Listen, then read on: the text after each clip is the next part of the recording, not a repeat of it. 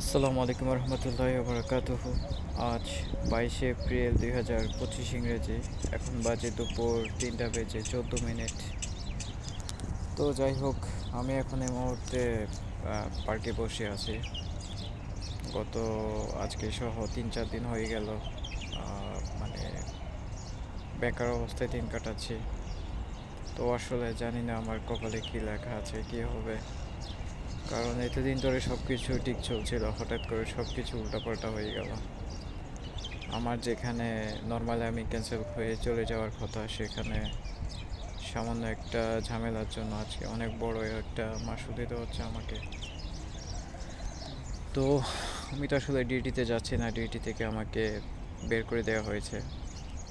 তারপর যে আমি যে এখান থেকে ক্যান্সেল হয়ে চলে যাব, সেই জিনিসটা আসলে হতে দিচ্ছে না।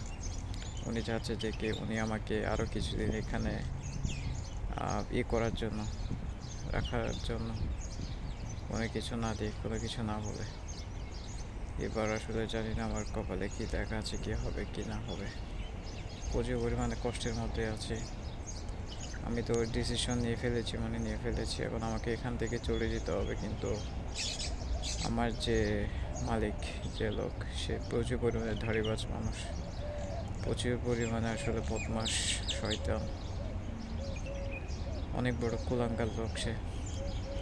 জানি না আসলে আমার আমার আসলে কী হয় সামনে, আমার কী পরিস্থিতি আমার আছে আমি বুঝতে পারছি না। টেনশনে আমি আসলে দিন কাটাচ্ছি। তো সামনে ভবিষ্যতে কী হবে, কোথায় যাব, কী করব না করব, কোনো কিছু জানি না।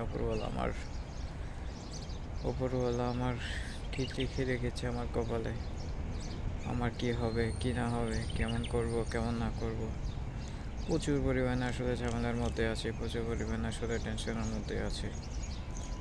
তবে আমার আসলে মুখ খারাপ হয়ে গিয়েছিলাম, বিভিন্ন টাইম ওকে উল্টাপাল্টা কথা বলেছে, গালিগালাজ করেছে।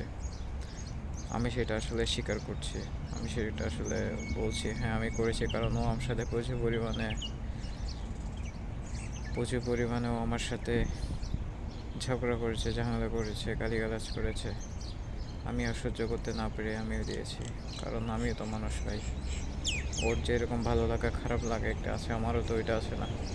আলহামদুলিল্লাহ আমার যোগ্যতা আছে, আমি ভালো কিছু একটা করতে পারবো, আমারও ওইরকম চান্স আছে। আমি আমি কেন এর কাছে পড়ে থেকে আমি গালিগালাজ শুনবো, আমি উল্টাপাল্টা কথা শুনবো? তো এখন সেখানে আসলে ঝামেলাটা হয়ে গেছে। এখনও বলতে চাচ্ছে যে কি আমার কারণে আরও অনেক মান সম্মান নষ্ট হয়েছে, আমি অনেক বদনাম করেছি। আমি তো ওরে বলছি যে কি ভাই তুই তো আমাকে, আমার নামে তো তুই তো কম বদনাম করিস না মানুষের কাছে। উল্টাপাল্টা বদনাম তো আমার নামে তো তুই অনেক কিছু করেছিলি, অনেক উল্টাপাল্টা বদমাইশি কাজ করেছিলি মানুষের কাছে গিয়ে। তো আমার এগুলোর উত্তর দেবে কে? তো যাই হোক, আমি এখন আর কথা বাড়াচ্ছি না। আসলে ওই জিনিস আগে যেগুলো হয়ে গেছিলো, এখন চিন্তা করছি যে কি আসলে বর্তমানে আমি যদি ক্যান্সেল হতে পারি বা এখান থেকে বের হয়ে যেতে পারি, আমি বাইরে গিয়ে কোনো একটা কিছু করার সুযোগ পাবো। সেই জিনিসটা আসলে আমাকে করতে দিচ্ছে চাচ্ছে না বা করে দিচ্ছে না। এবার আসলে আমি জানি না আমার কপালে কী লেখা আছে, আমার কী হবে না হবে। আমার এই মুহূর্তে আমার হাতে আমার পাসপোর্ট, আমার ভিসা, আইডি কার্ড, কোনো কিছুই নেই। সব কিছু এখন ওর কাছে জিম্মায়। আমি প্রচুর পরিমাণে আসলে ঝামেলার মধ্যে আছি। আমি আসলে কী করবো না করবো বুঝতে পারছি না। একমাত্র উপরওয়ালাকে আমি ভরসা করে আছি, বাদ বাকিটা হচ্ছে উপরওয়ালার ব্যাপার। আমি আসলে এখান থেকে ছুটতে চাচ্ছি, এখান থেকে চলে যেতে চাচ্ছি। তো এবার দেখি আল্লাহ তাআলা আমার কপালে কী লেখা আছে, কপালে যা লেখা আছে তাই হবে আর কি। তবে আমি আমার চেষ্টা আমি করে যাব, আমি থামবো না, আমি থামার পাত্র আর নই। আমাকে অনেক দিন অত্যাচার করেছে, আমাকে অনেক নিগৃহ করেছে। এগুলো আমি আর সহ্য করার জন্য আমি আর এক সেকেন্ডের জন্য আমি রাজি নই। সেটা এখন ও জিনিসটা পছন্দ করছে না। যে ওর কথা হচ্ছে যে আমাকে সহ্য করে যেতে হবে, আর আমার কথা হচ্ছে যে আমি যে কোনোভাবে এগুলো আমি কোনোটাই সহ্য করবো না। এগুলো এখন আমার সহ্যের বাইরে চলে গিয়েছে। এবার দেখি আমি ফাইট করার জন্য প্রস্তুত আছি ওর সাথে। আর ভয় পাওয়ারও কোনো কিছু নেই। যা ক্ষতি হওয়ার, যা ক্ষতি করার সব কিছু করে ফেলেছে। এখন আর কিছুই নেই আমার কাছে অবশিষ্ট।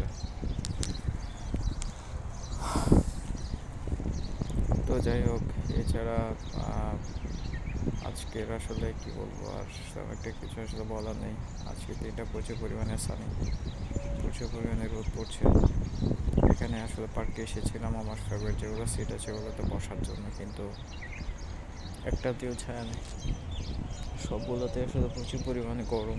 তো শেষ পর্যন্ত এখানে আসলাম আর কি। এখানে একটা মাঝখানে কিছু চেয়ার আছে, এখানে এসে বসলাম। এখানে মোটামুটি ছায়া আছে, হালকা হালকা বাতাসও হচ্ছে, ভালো লাগছে। তো যাই হোক, আর তেমন একটা বিশেষ কিছু বলো না। অনেকক্ষণ রুমে বসেছিলাম, এখানে আবার বসে থাকতে ইচ্ছে করছে না। তো এখন বের হয়ে গিয়েছি, এবার দেখি কী করতে পারি না করতে পারি। আমি আমার চেষ্টা করে যাচ্ছি। আমি সবার কাছ থেকে পরামর্শ নিচ্ছি কী করলে ভালো হবে, কী না করলে ভালো হবে। তো যাই হোক, এটাই ছিল ছোট্ট আমার একটা আপডেট। ইনশাআল্লাহ। ওকে, আসসালামু আলাইকুম।